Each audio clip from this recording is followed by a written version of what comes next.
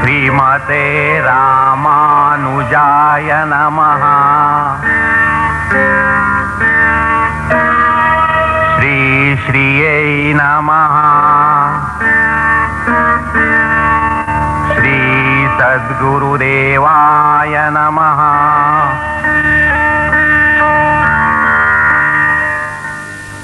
श्री सिद्धदाता आश्रम, सूरजकुंड, बटकल मार्ग, फरीदाबाद, हरियाणा। संस्थापक अनंत श्री विभूषित श्रीमद जगत गुरु श्री रामानुज संप्रदाय आचार्य, अंतर्यामी त्रिकालदर्शी नारायण स्वरूप श्री श्री 1008 स्वामी सुदर्शनाचार्य जी महाराज।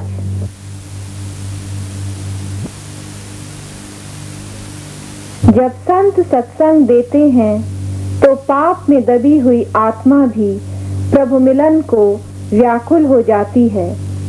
आत्मा को जागृत करना ही सत्संग है। आइए सुने स्वामी सुदर्शनाचार्य जी महाराज का आज का सत्संग। देखा तो मुझे मालूम पड़ा या एहसास हुआ या आत्मा में ये खुशी हुई कि मेरे शिष्यों पर प्रभाव सत्संग का पूर्ण रूपेण है। इतनी भारी भीड़ के अंदर में एक सुई की आवाज, एक टन की आवाज भी नहीं, किसी प्रकार की जो वस्तुएं गुमी वो स्टेज पर पहुंच गई। चाहे वो पर्स थे जिसमें नोट थे, किसी ने खोल कभी नहीं देखे। वहां मैंने देखा हरिद्वार में कि मेरे प्रेमियों के मध्य पूर्ण सतयुग का वास था। किसी की घड़ी गुम गई तो स्टेज पर पहुंच गई, किसी के पर्स गुम गए तो स्टेज पर पहुंच गए। एक पैसे का नुकसान नहीं, किसी प्रकार की क्षति नहीं, किसी प्रकार का आपसी में विरोध नहीं। तो इससे बहुत मुझे खुशी हुई और खुशी होकर मेरे प्रेमियों, मेरे चित्त ने कितनी आशीर्वाद आप लोगों को दी होंगी उसका तो मैं वर्णन नहीं कर पाता कि चिदावृत्तियों की गिनती नहीं होती।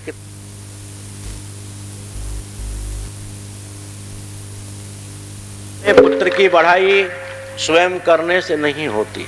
अपने बेटे बेटियों की बढ़ाई बाप करे तो क्या है, करे ही करे, वो तो अपने खोटे से को भी अच्छा ही बताएगा। परंतु उसकी प्रशंसा समाज करे। वहां के संत जगत ने भूरी भूरी दूसरे दिन प्रशंसा की कि शिष्य हो तो ऐसे हो। ऐसी प्रशंसा उन्होंने बीसों बार करी, बीसों बार करी। कितनी मुझे खुशी हुई होगी। तो यही खुशी मैं परमात्मा के घर भी चाहता हूँ और परमात्मा से प्रार्थना कर रहा हूँ कि मेरे प्रत्येक परिवार ऐसे ही खुशी, ऐसे ही शुद्ध चित्त, पवित्र चित्त और धर्मात्मा बने रहे। इसके बाद में कोई भी कमी नहीं आएगी, किसी तरह की नहीं आएगी। मानता हूँ पूर्व जन्म का लेना पाई, पहल के जन्म के थोड़े थोड़े संस्कार तो सामने आएंगे कि वो अगर भोग हम नहीं भोगेंगे, उनको वापस ले जाएंगे तो फिर भोगने पड़ेंगे दोबारा आकर के। इसलिए थोड़े थोड़े कर्म तो भोगने पड़ेंगे, परंतु उन कर्मों का एहसास मेरे प्रेमियों आप लोगों को नहीं होने दिया जाएगा। जब जहां समर्थ गुरु होता है, जहां समर्थ इष्ट होता है, जहां समर्थता दैविक होती है, वो अपने शिष्य को कभी कष्ट नहीं आने देता और आ भी जाता है तो उसको बहुत सूक्ष्म रूप में टाल देता है। और होनी तो मेरे प्रेमियों होती ही है। भगवान राम ने भी ये निर्णय लिया कि होनी होने के लिए बनाई है। भगवान श्री कृष्ण ने भी हमें मानवता में दिखाया, मानव शरीर लेकर, कि होनी अवश्य होती है। मैं वृंदावन भी नहीं बस पाया, मथुरा भी नहीं बस पाया और टापू के बीच में मुझे द्वारका बसानी पड़ी मानवता की। युद्ध करते करते समय निकल गया। भगवान राम चक्रवर्ती राजा होने के बाद भी उनके पैरों में चप्पलें, जूतियां या खड़ाऊ नहीं थी। वस्त्र पहनने को नहीं थे, वल्कल वस्त्र पहने, पदत्राण, जमीन पर सोए और घास फूस की कुटिया बनाकर छा करके रहे। क्या उनके लिए कुछ कमी थी? पर उन्होंने ये हमको बताया कि मानव शरीर धारण करने के बाद कुछ कुछ दुख पूर्व जन्म के हमारे किए हुए सामने अवश्य आते हैं।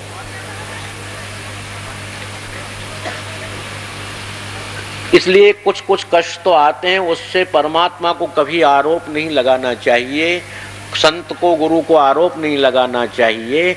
वो पूर्व जन्म के कुछ संस्कार हैं कि परमात्मा और गुरु दोनों अपने शिष्य के लिए कभी बुरा नहीं सोचते, कभी बुरा नहीं विचार करते, बुरा करते नहीं हैं, सदैव उनके हित में ही होते हैं। और जो हित में होते हैं कभी दुख नहीं दिया करते कि अगर दुख देंगे तो हित कहाँ हुआ।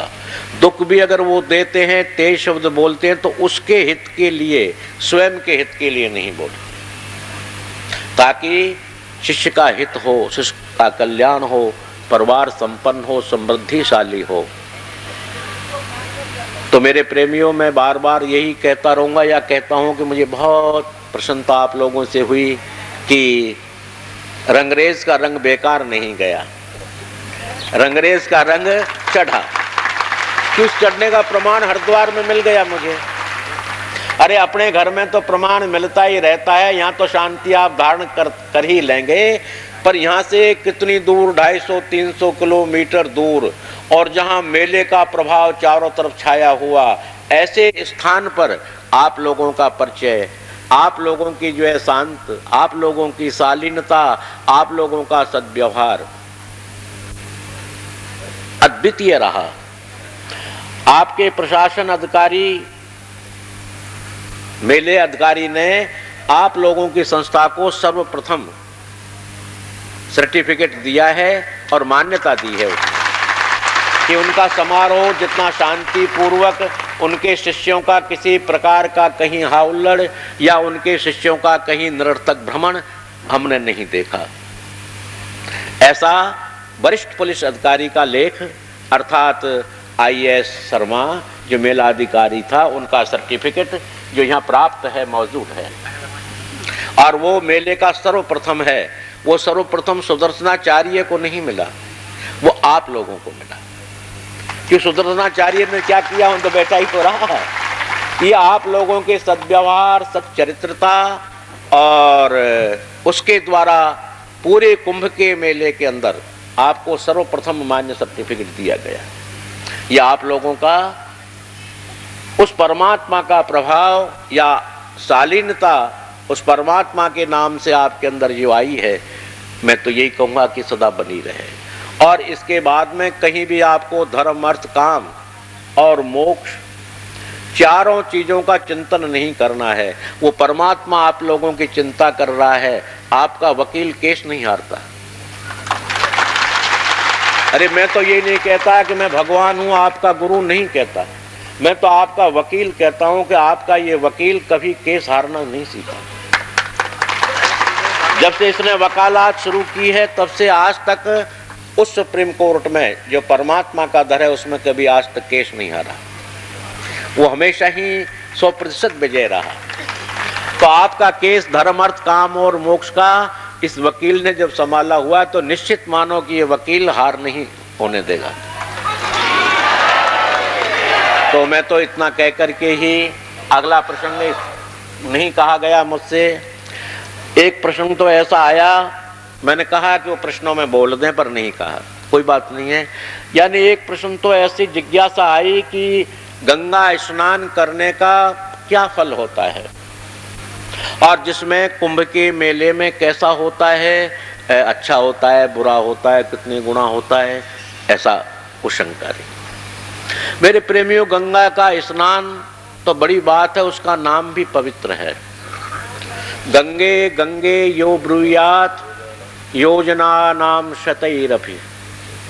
100 योजन की दूरी से भी गंगा शब्द का उच्चारण मन से आदमी करे तब भी पवित्र मन हो जाता है। जिसके नाम में इतनी बड़ी पवित्रता है, तो उसके सामीप्यता में कितना आनंद होगा। तो गंगा का तो सदैव स्नान पुण्यकारी और लाभकारी है ही, परंतु कुंभ के अंदर में स्नान करने का फल आम दिनों से संत मत से सहस्त्र गुणा लिखा है, वरना सतगुणा का प्रमाण तो कई जगह शरीर ने देखा, 100 गुणा। अरे एक बार स्नान करें और सहस्त्र गुणा या 100 गुणा, सहस्त्र गुणा फल अगर हमको मिल जाए और एक बार स्नान करें 1000 स्नानों का फल मिल जाए, इससे बड़ी क्या बात है। तो कुंभ के मेले के अंदर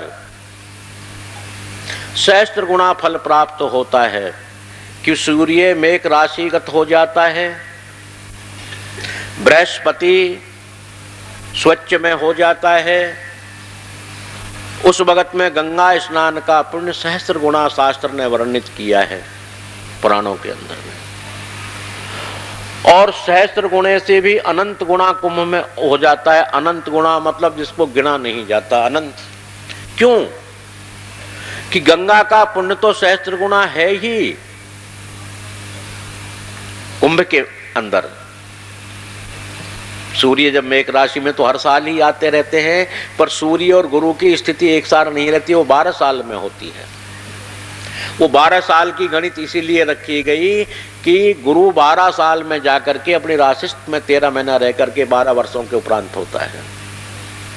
उसमें विशेष पुण्य है और अनंत गुणा फल इसलिए होता है कि वहां पर गुप्त, उजागर, प्रत्यक्ष, अप्रत्यक्ष संत समूहों का दर्शन होता है, जो कुंद्राओं में कितने कितने दिनों से, कितने कितने वर्षों से तप कर रहे हैं, जप कर रहे हैं, यज्ञ कर रहे हैं, और वो कुंभ के मेले के अंदर वो संतों की प्रतिज्ञा होती है कि अवश्य आते हैं।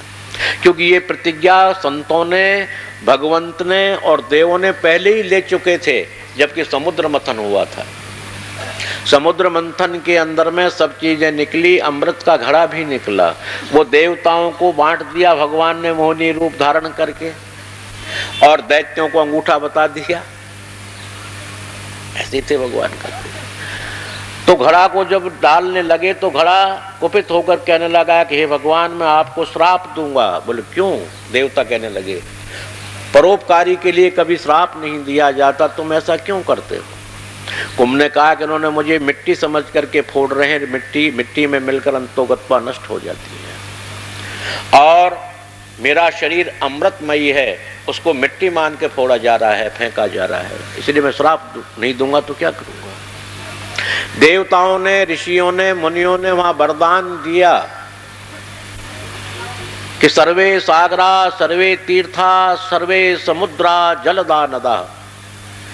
7 समुद्र, 18,000 तीर्थ नदियां, जिसमें प्रधान 18 तीर्थ नदी गंगा, सिंधु, सरस्वती च यमुना, गोदावरी, नर्मदा, कावेरी, सरयू, महेंद्र, तनया, शर्वनवती, वैदिका, क्षिप्रा, वेदवती, गया, सुर नदी, क्षाता, गया, गंडकी, सर्वे तीर्थ समुद्र आदि सहित कुर्वन्तु नो मंगलम। हम मंगल कल्याण करने के लिए हे कलशदेव तुम्हारे अंदर में उपस्थित होंगे, रहेंगे। बोलो फिर मेरा तो जैसे अमृत का वजन निकला, तुम लोग मेरे अंदर रह करके फिर मुझे घर बना लिया तुमने, तो फिर मेरा क्या फायदा रहा मुझे? मेरा तो वजन जो का जो मुझे ढोना ही पड़ा। अब तक अमृत का वजन ढो रहा था, अब तुम देवताओं का ढोऊंगा, इससे मुझे कोई संबंध नहीं है। बड़ा मुश्किल हुआ। तो कहने लगे कि तुम्हारे नाम की स्मृति में तुम्हें मिट्टी मानकर फोड़ा जरूर जा रहा है, मिट्टी में मिट्टी नहीं मिलोगे। तुम्हारी स्मृति में 4 दिशाओं में, अर्थात 4 विशेष क्षेत्रों में आपका मेला लगेगा, जो कुंभ का मेला कहलाया जाएगा। वही उज्जैन, नासिक, प्रयाग और हरिद्वार, इन 4 जगहों पर गरुड़ जी महाराज उस कलश को लेकर के बैठे थे, दैत्यों से डर करके। उन्हीं जगह कुंभ का मेला लगता है। तो देवताओं ने, ऋषियों ने, मुनियों ने कुंभ से प्रतिज्ञा की थी कि तुम्हारे उस मेले के अंदर हम अवश्य पहुंचेंगे। और भगवान श्रीमन नारायण ने यह प्रतिज्ञा की कि अमृत बिंदु, अर्थात वो अमृत की बूंदें कुंभ के मेले के अंदर में अवश्य जल के रूप में, संत की कृपा के रूप में, दया के रूप में, आशीर्वाद के रूप में सदा बरसाता रहूंगा। अमृत। तो कुंभ के अंदर में जितने भी हमारे संत, 33 करोड़ देवता और बड़े बड़े प्रधान देव, येन केन रूपेण किसी भी रूप में वहाँ उपस्थित होते हैं, ऐसी प्रतिज्ञा कलश से उन्होंने की। और वही कुंभ का मेला है, इसलिए ये मेला प्रतिज्ञाबद्ध मेला होता है। प्रतिज्ञाबद्ध उसे कहते हैं कि वहाँ पहुँचना ही पड़े। अरे जगह जगह के आपने देखे, कन्याकुमारी से कश्मीर तक के संत थे और जिनको बुखार हो रहा था, वयोवृद्ध। त्रिदंडी स्वामी जी की तो 172 साल की आयु का सुना है मैंने, त्रिदंडी देव जी की तो 172 साल के विद्वान और वयोवृद्ध कितने ही संत उस मेले में रहे। और क्या उनको किसी पागल कुत्ते ने काटा था जो इतनी गर्मी के अंदर में अपने स्थान को छोड़ करके और हरिद्वार में पहुंचे? पर प्रतिज्ञाबद्ध होने की वजह से पहुंचे। वो संत, ऋषि, मुनि, तपस्वी, योगी अति प्रतिज्ञा से बद्ध होते हैं, वचनबद्ध होते हैं। अब वचनबद्ध होने से वहां पहुंचे तो मेरे प्रेमियों, अगर आपने उस गंगा में स्नान किया, संत दर्शन किया, उनकी चरण धूली धूप, उनकी चरण धूली वायु से उड़कर हमारे मस्तक पर चढ़ी, क्या अनंत गुणा फल नहीं मिलेगा हम लोगों को? इसलिए जो प्रश्न रामेश्वर सिंह जी ने किया था कि गंगा स्नान का कुंभ के अंदर में कोई विशेष महत्व है, बहुत विशेष महत्व है।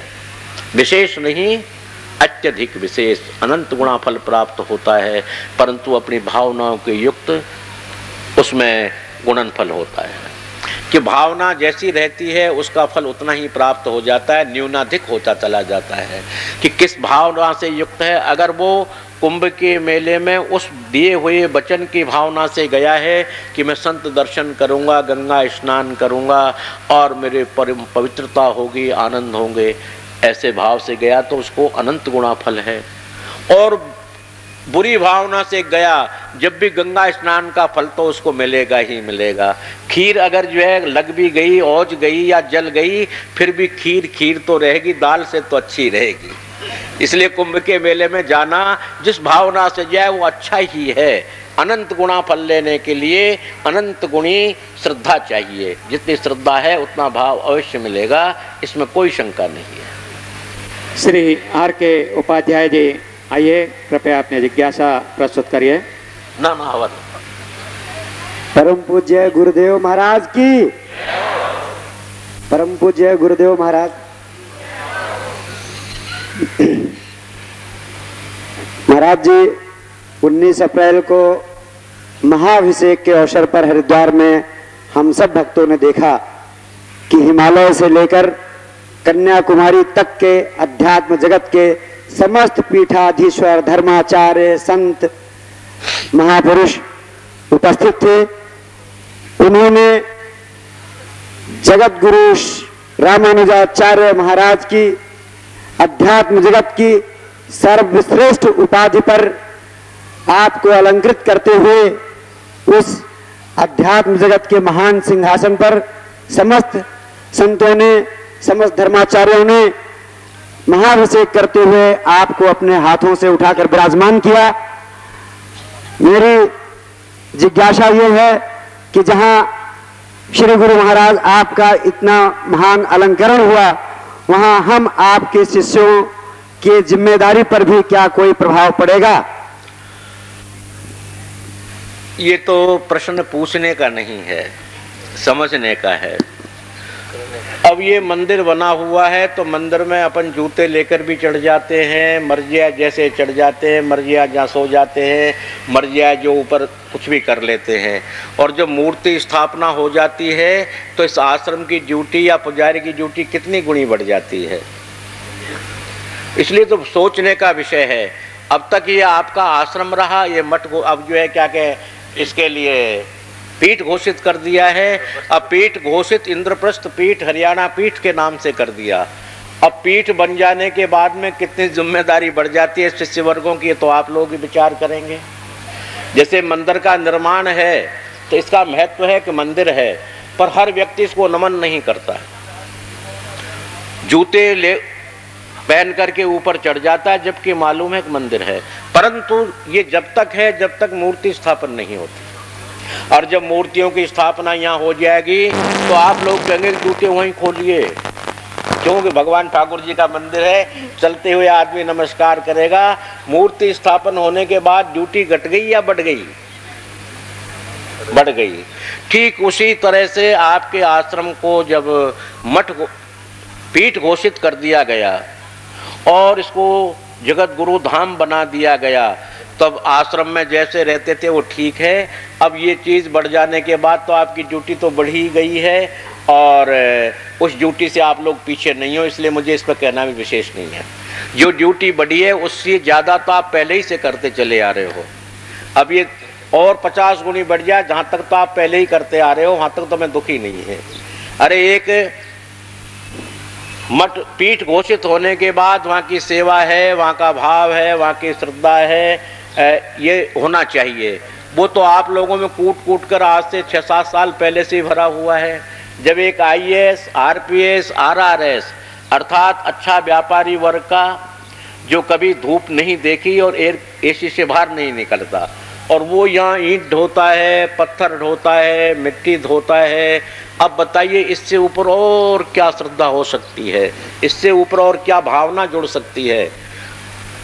तो ये पीठ घोषित हो जाने के बाद भावनाओं से ओत प्रोत मानों को होना चाहिए। वो आप लोग अब से पहले ही हुए हो, इसलिए इसमें तो मेरा कहना या विशेष कोई प्रभाव डालना ज़्यादा नहीं है, क्योंकि अपनी अपनी ड्यूटी पर सब लगे हुए हैं।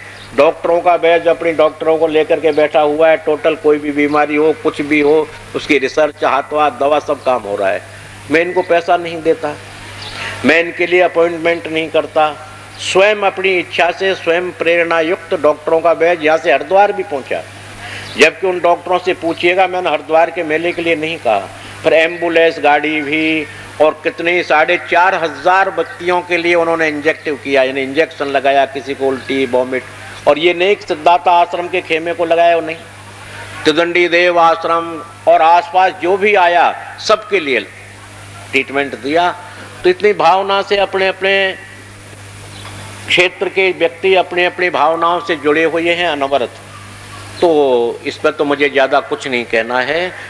जो एक पीठ घोषित होने के बाद, एक संत को जगत गुरु घोषित होने के बाद जो काम होना चाहिए वो आप 7 साल पहले से ही करते चले आ रहे हो सकता है आप लोगों की सेवा देखकर, हो सकता है आप लोगों की आस्था को देखकर, हो सकता है आपकी कार सेवा को देखकर, आप लोगों की कार सेवा को देखकर ही इस शरीर को ये उपाधि मिली हो। मैं ये क्यों कहूँ कि मेरे अंदर गुण हैं, मैं ये क्यों कहूँ कि मेरे अंदर विद्या है, मैं ये क्यों कहूँ कि मेरे अंदर में बलिष्ठता है, बिल्कुल नहीं। ये एकदम नहीं, ये आप लोगों का संतों ने, ये थोड़े एक संतों के आंख नहीं होती, संत सबसे ज्यादा गुप्तचर होता है। सरकारी गुप्तचर विभाग तो फिर भी फेल हो जाता है, पर संत जगत का गुप्तचर कभी फेल नहीं होता। उन्होंने कितने संतों को किस किस भेष में अपने शिष्यों को भेजकर ये देखा हो कि उस जगह पर कार सेवा से स्थान का निर्माण किया जा रहा है, कार सेवा के बल पर ही आश्रम बन गया, कार सेवा के बल पर ही मंदिर बन चुका है, कार सेवा के बल पर परिक्रमा बन चुकी है, कार सेवा के बल पर उद्यान बहुत बड़ा बगीचा लग गया है। तमाम काम कार सेवा से हो रहा है। तो क्या उन्होंने ये विचार नहीं किया होगा कि वहाँ के सेवक कार सेवा में अनवरत उपस्थित रहते हैं, चाहे रात के 11 बजे हों, जब यहाँ काम पड़ा तो 7-7 रातें लगातार मतलब रात और दिन, 1 सेकंड काम बंद नहीं हुआ जब ये फर्श बना था।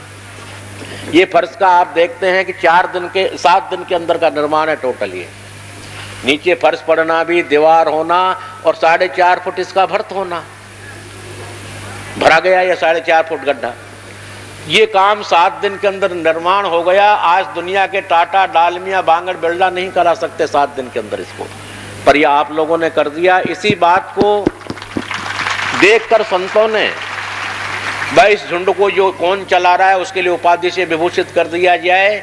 तो ये आप लोगों की कार सेवा, आप लोगों का प्यार, आप लोगों की आस्था ही जगत गुरु है। क्यों, मैंने तो आप लोगों को अपना सर्वस्व दिया हुआ है, तो ये उपाधि भी आप लोगों की है, मेरी अपनी कुछ नहीं है। मैं तो जगत गुरु भगवान भाष्यकार रामानुजाचार्य का दासानुदास हूँ और आप लोगों का परम सेवक भी हूँ। यानी जगत गुरु जिसने जगत को ही अपना सर्वस्व मान लिया हो, अपना पुत्र पुत्री मान लिया हो, अपना सर्वस्व धन मान लिया हो, वही जगत गुरु है। क्या जगत गुरु पूजा कराने के लिए, चंवर छड़ी छत्र के लिए थोड़े है? जगत गुरु जिसका जगत ही गुरु हो, यानी गुरु मानकर जगत की सेवा करे, बड़ा मानकर सेवा करे। तो मैंने तो वो पद लिया है कि आप लोगों को सेवा करने का मुझे और ड्यूटी बढ़ गई है। आप लोगों की ड्यूटी बढ़ी या नहीं बढ़ी, पर मेरी जरूर बढ़ गई है, ये अवश्य है।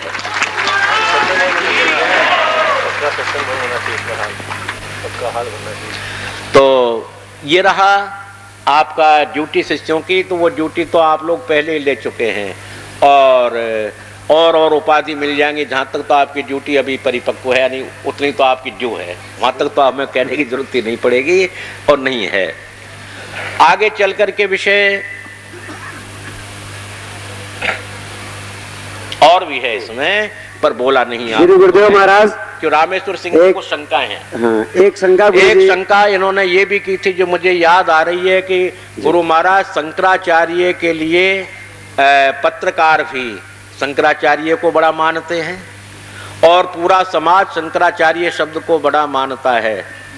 तो ये पद आपको रामानुजाचार्य मिला, तो रामानुजाचार्य पद अर्थात शंकराचार्य पद में कुछ न्यूनाधिकता है क्या? ऐसा शंका हुई इनको। मेरे प्रेमी रामेश्वर सिंह, आपकी शंका बहुत अच्छी शंका है। रामानुजाचार्य जी भगवान और शंकराचार्य जी के लिए भगवान भाष्यकार रामानुजाचार्य जी ने कितनी ही बार परास्त किया शास्त्रार्थ के, उनके भाष्य को चैलेंज किया। क्योंकि शंकराचार्य का मानना है एको हम द्वितीय नास्ति, एक मैं हूं और दूसरा नहीं। परंतु हमारे भाष्यकार भगवान ने ये प्रश्न किया कि जब एको हम द्वितीय नास्ति, तो शंकर ये बताओ कि जब एक ही है और तुम कहते हो दूसरा नहीं है, तो फिर ये तुम्हारे चेला चेली बैठे ये कौन है? जब तुम एक ही हो, एको हम द्वितीय नास्ति, तो फिर ये बताओ ये दूसरे और कौन है? अगर तुम ये कहो कि एको हम द्वितीय नास्ति सभी ही हैं, तो अनेक एको हम द्वितीय नास्ति नहीं हो सकते। कि एको हम फिर बहुलाश्याम हो सकते हैं, इन बहुत हो सकते हैं। इसलिए एको हम द्वितीय नास्ति तुमने किस बेस पर लिखा, किस शास्त्र के आधार पर कहा कि एको हम द्वितीय नास्ति? अगर एको हम है तो तुम्हारी माँ कहाँ से पैदा हो गई? तुम उसके लिए माँ क्यों मान रहे हो जब एको हम द्वितीय नास्ति है? तो पिता के लिए पिता क्यों कहा जा रहा है एको हम द्वितीय नास्ति है? तो बोलिए। इसलिए एको हम द्वितीय नास्ति को काटो और इसको स्वीकार करो कि मैंने गलत लिखा है। ब्रह्म सत्यम जगन मिथ्या आपने लिखा है, हम स्वीकार करते हैं कि ब्रह्म सत्य से कोई नहीं मिटा सकता, ये स्वीकार है हमको। परंतु जगन मिथ्या आपने लिखा हुआ है। क्या मुझे ये बताया जाए कि सच्चे पुरुष की कृति, यानी सच्चे पुरुष का कर्म क्या झूठा होता है? सच्चा पुरुष सच्चा ही कर्म करता है। जब ब्रह्म सत्यम है तो ये जगन मिथ्या नहीं हो सकता। जगत की उत्पत्ति उस परमात्मा के द्वारा ही हुई है, अर्थात ये जगत भी झूठा नहीं, ये भी सत्य है। या ये साबित करो कि ब्रह्म सत्यम और जगन मिथ्या, क्या सत्य पुरुष असत्य की रचना करता है कभी भी? क्या सत्य पुरुष के कार्य असत्य होते हैं? ये साबित कर दो। तो ब्रह्म सत्यम जगन मिथ्या, इसको काटो। और जगन मिथ्या नहीं, जगत भी सत्यम है। कि जगत में ही आकर तो इंद्र बनता है, यहीं से ब्रह्मा बन के जाता है, यहीं से हनुमान जी बन के जाता है, यहीं से जितना निर्माण होता है वो यहीं से होता है, मृत्युलोक से। जितने संत ऋषि मुनि तपस्वी योगी यति देव इंद्र वगैरह सब यहीं से बन के जाते हैं। ये झूठा कैसे हो सकता है? तो ऐसे जो उनके सिद्धांत थे, जो मनुष्य के लिए अपने मार्ग से दूर करने वाले सिद्धांत थे, उन सिद्धांतों को काट करके उन्होंने श्री भाष्य की रचना की और मनुष्य को उत्तम मार्ग दिया। शंकर से कहा अद्वैत तुम्हारा झूठ है। क्यों? अद्वैत का मतलब है एको हम द्वितीय नास्ति सोहम। इसलिए अद्वैत मत कभी नहीं हो सकता। विशिष्टाद्वैत वालों को उन्होंने ललकारा कि तुम दो मानते हो, पर हमेशा जहां दो होता है तीसरे की उत्पत्ति अवश्य होती है। कहीं भी संबोधन में आप कीजिए मैंने आपको भला चीज दिलाई, तो मैंने आपको 2 और दिलाई जहां से 3, अर्थात ब्रह्म और माया है तो उससे उत्पत्ति जीव की है, अर्थात ब्रह्म और जीव है तो उत्पत्ति जीव की माया से हुई, तृतीय संबोधन अपने आप हो जाता है। इसलिए इन्होंने द्वैताद्वैत को भी खंडन किया और विशिष्टाद्वैत की स्थापना की। विशिष्टाद्वैत उसे कहते हैं जहां 3 का संबोधन होता है। 3 के संबोधन का मतलब है कि पूरा संसार 3 के अंदर समाहित है, एक में नहीं है।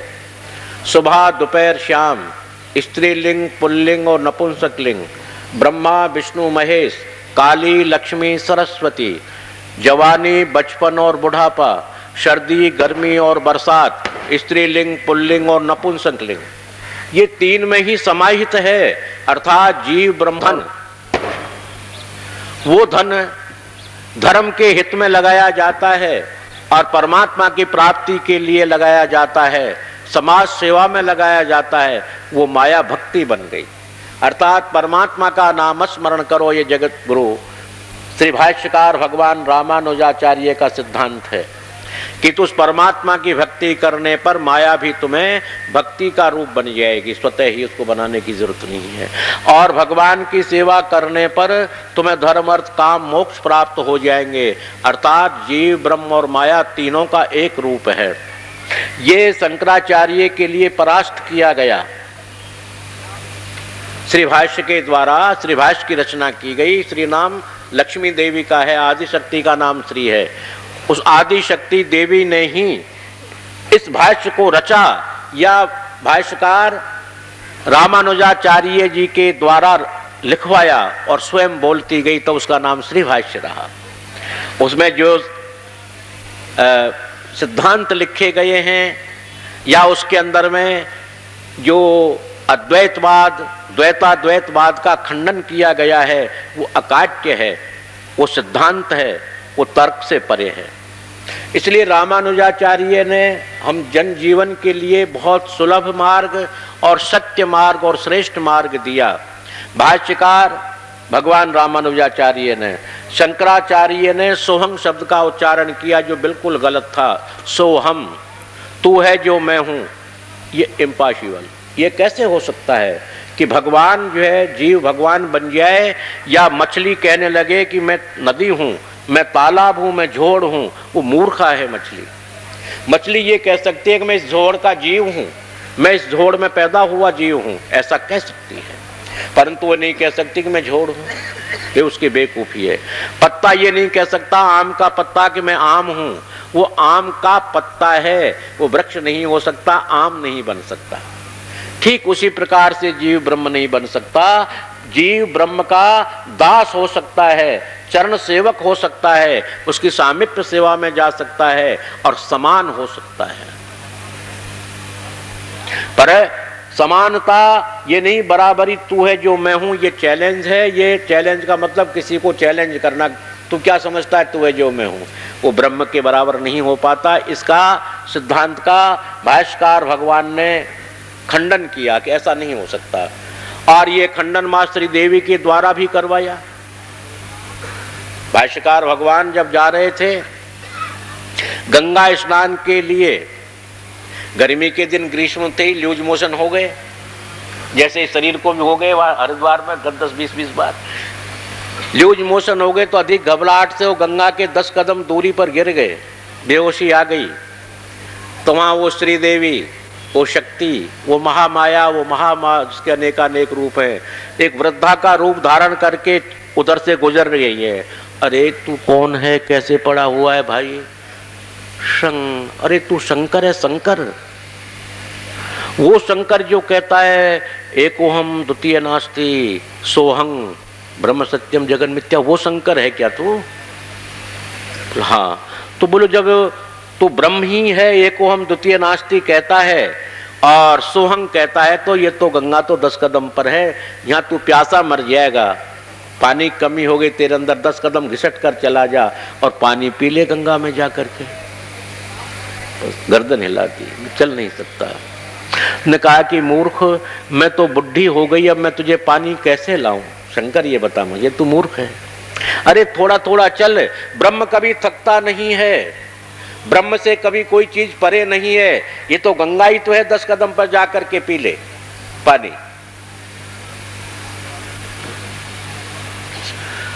वो कहने लगे, शंकर ने ध्यान किया तो साक्षात माथी, यूं हाथ किया, डिसेंट्री वगैरह सब बंद, ठीक। तब उन्होंने यही कहा कि पृथिव्याम पुत्रास्ते जननी बहवै संति सरलः परम तेषाम मध्ये विरलतरलोयम तव सुतः मदीयोयम त्यागै समुचित मदम नो तव शिवे कुपुत्रो जायेतः क्वचिदपि कुमाता न भवति। हे माँ, ये शंकर तो नालायक हो गया, गलत हो गया। कुपुत्रो जायेतः, मैं कुपुत्र पैदा हो गया तेरे, पर माता तो कभी कुमाता नहीं होती। मत समय पातकी नास्ति पापग्नि त्वत्समा नहीं एवं ज्ञात्वा महादेवी यथा योग्य तथा कुरु। ये शंकर इतना नीच हो गया कि मोक्ष के लिए तो आपसे किस मुंह से किस तरह से कह सकता है, नहीं बोल सकता। मत समय पातकी नास्ति, मेरे समान इस संसार में और पापी नहीं है जो मैंने असलियत जो है सनातन धर्म का खंडन किया। और पापग्नि त्वत्समा नहीं, हे श्री देवी, आपके समान पापों को नाश करने वाली भी मैंने नहीं सुना है। एवं ज्ञात्वा महादेवी यथा योग्य तथा कुरु। हे महामा, ऐसा जानकर जैसा तेरी मर्जी हो शंकर को वैसा ही कर दे, नरक भेज दे चाहे स्वर्ग दे दे, मैं तो तेरे चरणों का दास हो गया हूँ। ये शंकराचार्य ने स्वयं अपनी कलम से लिखा जो मैं बोल रहा हूँ। अगर ये कहें कहाँ लिखा है तो देवी अपराधन स्तोत्र में पढ़िए, और नीचे लिख रहा है शंकराचार्य विरचितम, शंकराचार्य के द्वारा लिखा गया, कहा गया। ये शंकराचार्य जी ने पुनः निर्माण किया। और अंतो गत्वा, मरने के पहले लिखा कि पुनरपि जननम पुनरपि मरणम पुनरपि जननी जठरे शयनम शयनम क्रीड़ा रुचि दिव्यर्थम धातुर्गणतम कर्मकमाहु भज गोविंदम भज गोविंदम गोविंदम भज मूढ़ मते। हे मेरे शिष्यों, तुम मूर्ख मत हो जाना, तुम उस परमात्मा श्री हरि नारायण का, श्री गोविंद का भजन करो। क्यों गोविंद गवाम बिंदती से गोविंद, जो इंद्रियों का पालन करने वाला हो, पृथ्वी का पालन करने वाला हो, उसका नाम गोविंद अर्थात नारायण। तुम उस नारायण के भजन से दूर मत हो जाना। भज गोविंदम, इसी का भजन करना। हे मूर्ख बुद्धि वाले शिष्यों, तुम मूर्ख बुद्धि वाले मत बनना, तुम श्रेष्ठ बुद्धि वाले होकर परमात्मा श्री नारायण का भजन करना। अब ये देखिए, शंकर जो है मत के मानने वाले, एक सन्यासी से जहाँ दूसरा सन्यासी मिलेगा, आज के बाद आप ये रीडिंग कीजिए, नोट कीजिए कि वो दोनों मिलने के टाइम ओम नमो नारायण कहेंगे। वैसे शिष्यों को कहेंगे सोहंग, परंतु जब दोनों मिलेंगे, जब कहेंगे ओम नमो नारायण, क्या उनके बाप का नारायण है? पर कहते हैं नमो नारायण, क्योंकि उसके शब्द के बिना भज गोविंदम मूढ़ मते, तुम मूर्ख बुद्धि मत हो जाना, उसका नामस्मरण करते रहना। अब रही बात उनकी जिद वाली, एक आदमी पिटता रहता है, जब वो कहता है अब के दे जब जानूंगा, फिर वो मार देता है दूसरे वाला, फिर कहता है अब के दे तब समझूंगा, तुझे ऊपर होता चला जाता है। तो ये तो जिद वाली बात है। वरना तो भगवान श्रीमन नारायण का भजन शंकर भाष्य ने भी, शंकराचार्य ने भी स्वीकार किया है। अर्थात शंकराचार्य को अनेकानेक बार परास्त भाष्यकार भगवान रामानुजाचार्य ने किया है और सद्धर्म की स्थापना की है। इसलिए शंकर मत से रामानुज जो है पद 1000 गुणा अनंत गुणा ऊपर है, ये नीचे नहीं है।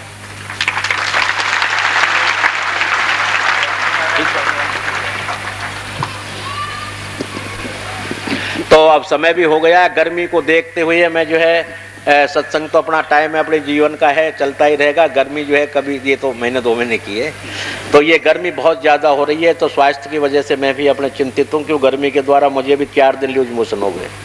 तो जैसा मुझसे हुआ ऐसा आप लोगों से किसी से न हो, इसलिए चिंता है। गर्मी तो आप लोग जो है सबको मंगल में आशीर्वाद प्रदान करता हूँ। या कोई शंका हो तो आप बोल दीजिए। एक 5 मिनट आपका जो है किन्हीं प्रेमियों की शंकाई हो उसके समाधान के लिए लूँगा, और उसके बाद में आशीर्वाद दे करके प्रसाद भोजन आप लोगों के लिए तैयार है, प्रसाद भोजन लीजिएगा। ये व्यक्तिगत समस्याएं हैं, ऐसे यहाँ के नहीं। बोल दीजिए, कोई बात नहीं। अब क्या पता है व्यक्तिगत हैं, जवाब सबका बोलिए, किसी के प्रश्नों को काटिए मत। गुरुदेव, स्वार्थ रहित और स्वार्थ सहित सेवा में क्या अंतर है? स्वार्थ सहित सेवा करने से मनुष्य अत्यधिक दुखी होता है और उसकी आत्माएं हमेशा संतप्त होती हैं जो स्वार्थ युक्त सेवा करता है। कि स्वार्थ की जब पूर्ति नहीं होती है तो अच्छी जगहों से वो हट जाता है, उसको अश्रद्धा हो जाती है, अविश्वास हो जाता है। और जब स्वार्थ नहीं होता है, जैसे स्वार्थ की सेवा कुंभकर्ण ने की, रावण ने की, अहिरावण ने की, जरासंध ने की, शिशुपाल ने की, स्वार्थ युक्त सेवा वाला कभी मोक्ष पद को प्राप्त नहीं हो सकता। और निस्वार्थ सेवा वाला सदैव दोनों लड्डू हाथ में होते हैं और वो मोक्ष पद को प्राप्त होता है, सुख और शांति को प्राप्त होता है। अर्थात स्वार्थ से युक्त सेवा करने में भगवान और गुरु से मनुष्य दूर होने लगता है और स्वार्थ में रखकर सेवा करने में अनवर्त उसका प्यार बढ़ता चला जाता है। दोनों में अंतर यही है कि स्वार्थ युक्त सेवा नरक देती है, स्वार्थ युक्त यानी स्वार्थ से जो सेवा की जाती है नरकगामी हो जाती है, और स्वार्थ से रहित जो सेवा की जाती है वो निश्चित दिव्यलोक वैकुंठ को प्राप्त कराती है। दोनों में इतना अंतर है।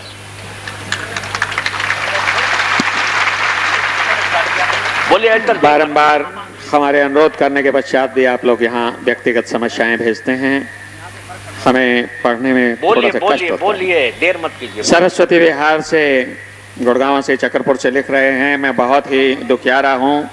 मुझे चिंता सिर्फ इस बात की है कि मेरी माताजी ने 11 महीने से अन्न नहीं खाया है, डॉक्टरी इलाज से भी कोई फर्क नहीं हो रहा है।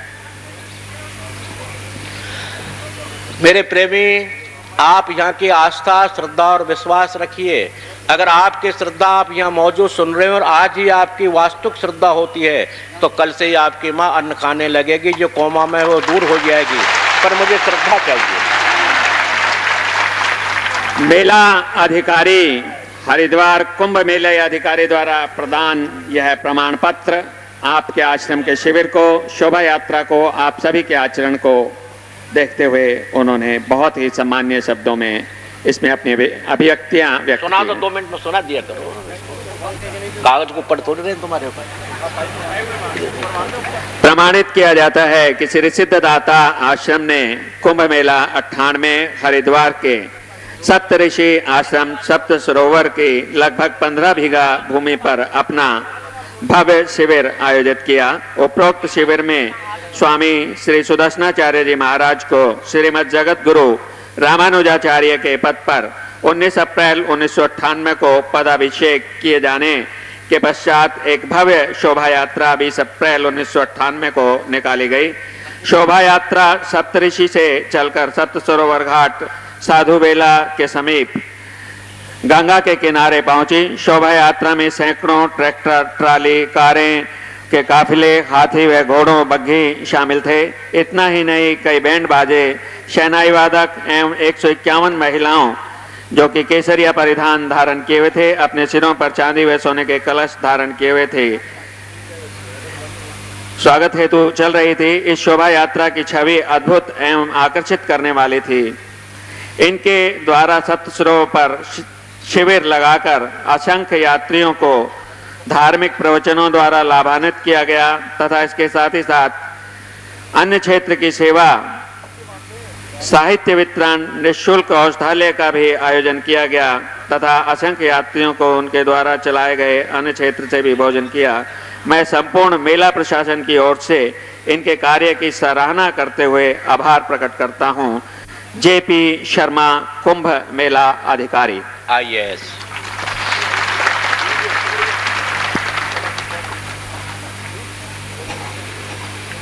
ये तुम मुझे दे दो, ये दे दो। इतना टाइम नहीं, गर्मी है, तुम जो है उसमें माइक में लगाते रहते हो।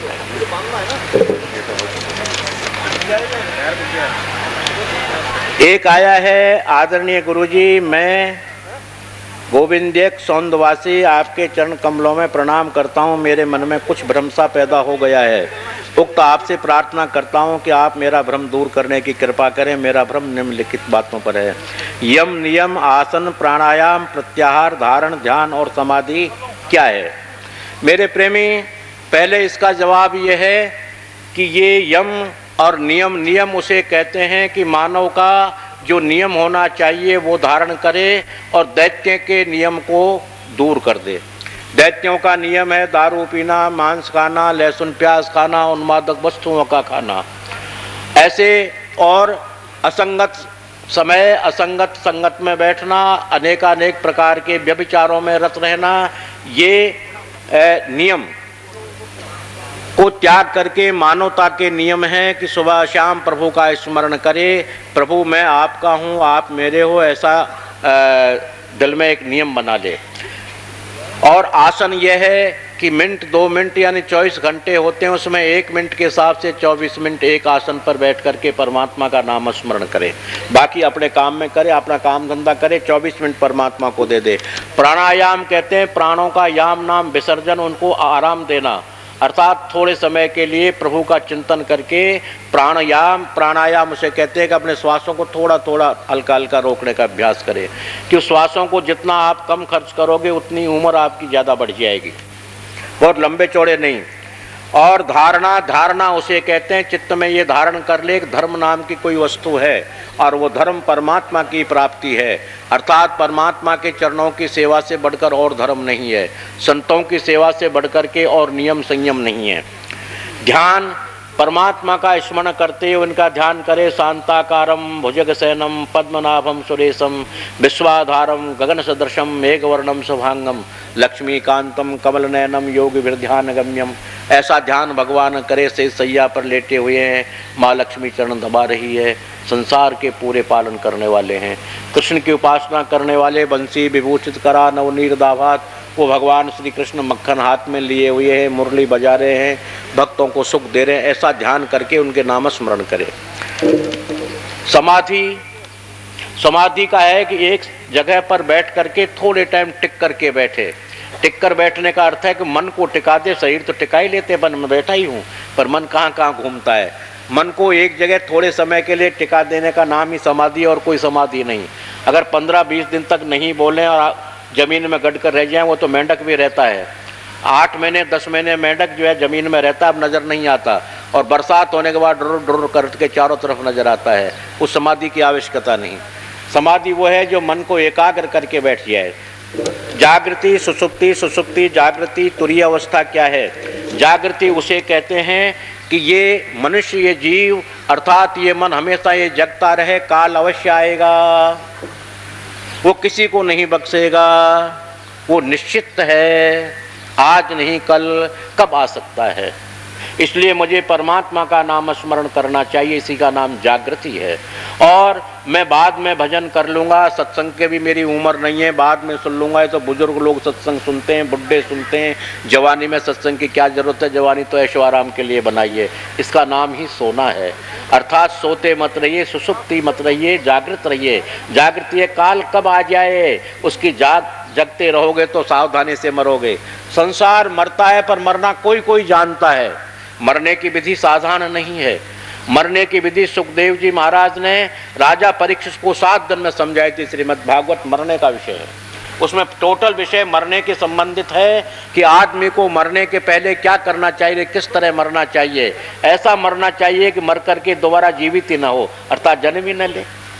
ये मरना सिखाया गया, अर्थात सुसुप्ति स्थिति में हमको नहीं रहना चाहिए, जागृत स्थिति में रहना चाहिए। और जागृत स्थिति मैंने आपको बताई यही है कि 2 बातों को भूल मत, ये जागृति है। 2 बातों को भूल मत, जो चाहे कल्याण, नारायण एक मौत को, दूजे श्री भगवान। मौत को याद रखो और भगवान को याद रखो, यही तुम्हारी जागृति है। और इनसे दूर हो जाना ही का नाम सुसुप्ति है, और ज़्यादा झंझट में मत पड़िए। कुछ महात्मा लोग कहते हैं कि सुषुम्ना नली और तृतीय भवस्थपुरी एक है, यह भी बताने की कृपा करें ताकि हम जैसे पापियों का उद्धार हो सके। मेरे प्रेमी, सुषुम्ना या एडा पिंगला सुषुम्ना 3 नाड़ी हैं। ये योगियों की क्रिया है। योग का प्रचलन समाप्त हो चुका। सन 76 तक 1000 का नोट चलता था, और गवर्नमेंट ने मना कर दिया कि अब के बाद नहीं चलेगा। तो उस 1000 के नोट के तुम मुझे 10 रुपये नहीं दे सकते। आज मैं 10 रुपये लेना चाहूँ 1000 के नोट के, तो आप नहीं देंगे, या कोई दे दे तो हाथ खड़ा कर दो, मैं दे दूंगा। 1000 का नोट दे दीजिए, मैं आपको 100 रुपये दे दूंगा। है कोई ऐसा? नहीं कर रहा कोई भी। मतलब मेरा 1000 का नोट बेकार गया, उसके 100 भी नहीं मिलते, 1 रुपया नहीं मिलता। ठीक उसी प्रकार से सुषुम्ना आदि जो है नाड़ियाँ जो 3 हैं, वो तीनों नाड़ियाँ योग का विषय समाप्त भगवान ने कर दिया आपसे पहले ही। भगवान कृष्ण ने अर्जुन के लिए अनन्य प्रकार के योगों की शिक्षाएं दी, पर अर्जुन ने हाँ नहीं किया। अगर वो हाँ नहीं हाँ करता तो उवाच शब्द का प्रयोग नहीं होता। उवाच शब्द का प्रयोग ये सिद्ध करता है कि उसने हाँ नहीं किया। और आखिरी में शरणागति को जाकर स्वीकार करके एक श्लोक बोला उवाच में, करिष्ये वचनम तव स्मृति लब्ध्वा। अब मुझे है हाँ, त्वत्प्रसादात् मयाच्युतः, हे अच्युत भगवान आपकी कृपा से स्मृति मुझे आ गई और मेरा मोह नष्ट परंतपः, मोह नष्ट हो गया है। अब मैं आपके कहे हुए वचनों को करूंगा, यहीं आकर स्वीकार किया। अर्थात पूरी सुषुम्ना आदि आदि नाड़ियों को कुएं में डाल दो, पड़ी रहने दो हैं जहाँ पर। तुम परमात्मा की चरणार बिंदों की सेवा करो और संतों पर विश्वास रखो। इसी का नाम योग है, इसी का नाम नियम है, इसी का नाम संयम है, इसी का नाम जागृति है। उनके कहे पर चलो और परमात्मा की सेवा करो। यही आपके प्रश्न का मुख्य उत्तर है। इसके अलावा और विशेष शंका के लिए आप एकांत में नहीं मतलब आश्रम पे पुनः मिले एतवार के बाद। बाकी उसका निचोड़ मैंने दे दिया कि प्रत्याहार, नियम, संयम, जागृत, सुषुप्ति, सुषुम्ना, इन सबको एक साइड हटा दीजिए। आप इनका ध्यान मत कीजिए कुछ भी ये हैं। केवल संतों के कहे हुए आचरण पर चलिए और भगवान के चरणार बिंदों से अपने मन को जोड़ दीजिए।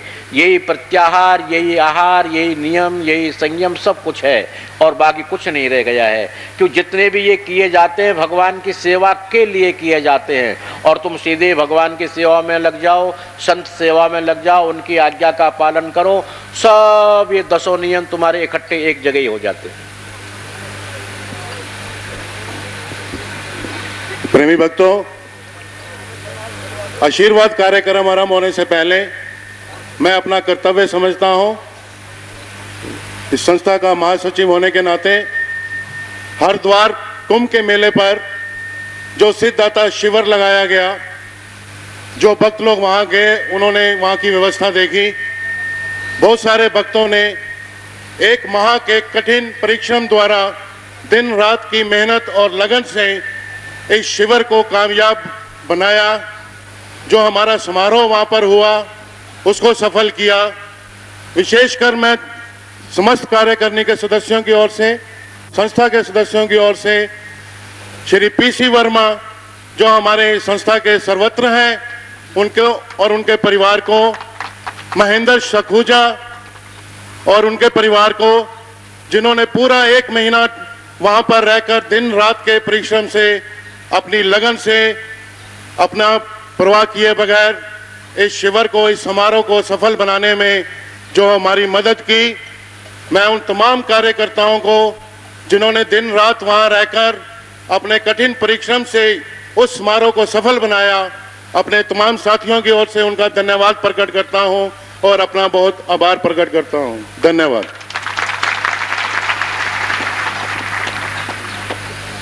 तो मेरे प्रेमियों, मेरा शुभ मंगलमय आशीर्वाचन स्वस्ति वाचन के सहित।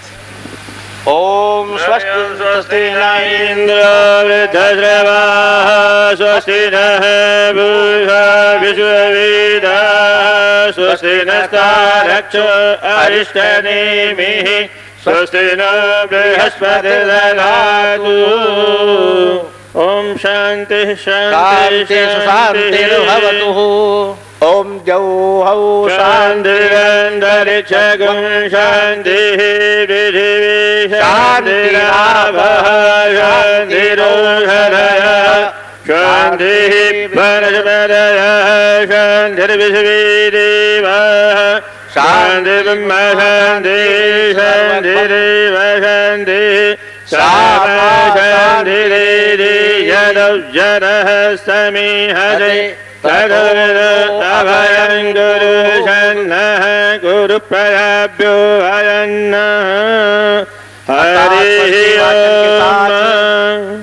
शांति में पाठ करते हुए आदित्यादि ग्रहा सर्वे सर्वे देवा सुपैत्रिका, 9 ग्रहों एवं ब्रह्मा विष्णु महेश 33 करोड़ देवता आप लोगों का सदा कल्याण करें, सदा आपका हित करें। जो भी ग्रह है वो आपके सानुकूल हों। पितृदेव और ऋषि देव आपका सदा कल्याण करें। अर्थात मेरा मंगलमय आशीर्वचन प्रत्येक मेरे प्रेमियों के साथ सदैव अनवर्त रहे। और घर के अंदर में सुवृद्धि हो। या श्री स्वयं सुकृति नाम भवनेषु लक्ष्मी, वो लक्ष्मी माँ जो अनेकानेक रूप में, पुत्र रूप में, गज रूप में, वाहन रूप में, संतान रूप में, सुख के रूप में, अर्थात अन्न के रूप में, द्रव्य के रूप में हर जगह समाहित है। वो श्री देवी अनेकानेक रूपों में होकर सब मेरे प्रेमियों का घर में कल्याण करें, उनको सुख प्रदान करें, शांति प्रदान करें एवं इच्छाओं कामनाओं की पूर्ति करे और परमात्मा की ओर गमन करे, व्यसनों से दूर हटाकर सुख और शांति प्रदान करे। ऐसी मेरी मंगलमय कामना। ऐसे मैंने कहा पुण्य क्षेत्र हरिद्वार में मेरी आत्माओं ने आपको कितना आशीर्वाद दिया होगा वो मैं वर्णन नहीं करता हूँ, और उसका प्रभाव शनै शनै आप लोगों के तक पहुँचता ही रहेगा। क्योंकि आशीर्वाद ऐसा नहीं कि आज दे दिया और समाप्त हो गया, ये तो अनवरत चलने वाला है। आपकी सेवा अनवरत, आपका ध्यान अनवरत चलता रहेगा और इसकी कृपा आशीर्वाद भी अनवरत आपको प्राप्त होता ही रहेगा। तो मेरा मंगलमय श्री लक्ष्मी नारायण भगवान की, भास्कराचार्य भगवान रामानुज भगवान की, श्रीमद जगत गुरु रामानुजाचार्य इंद्रप्रस्ताव हरियाणा पीठाधीश्वर स्वामी सुदर्शनाचार्य जी महाराज की, श्री लक्ष्मी नारायण भगवान की, श्री लक्ष्मी नरसिंह भगवान की, साचे दरबार की। जल सेवक कृपया जल पिलाने की। सभी मीठा मीठा बोलेंगे। गोविंदी बोलो हरि गोपाल बोलो, गोविंदी बोलो हरि गोपाल बोलो, गोविंदी बोलो हरि गोपाल बोलो। सभी बोलेंगे। ओ गोविंदी बोलो हरि गोपाल बोलो, ओ गोविंदी बोलो हरि गोपाल बोलो, बोलो हरि गोपाल बोलो। मनाते थे वो उसी प्रकार से मनाया जाएगा। इसलिए कोई भी प्रेमी भाई या बहन 27 मई को कोई खास प्रोग्राम देना चाहें तो इस माह के तीसरे धन्यवाद अदा करते हैं। कृपया जल्दी जल्दी आप सभी अपने कदम बढ़ाइएगा। गोविंद बोलो हरि गोपाल बोलो,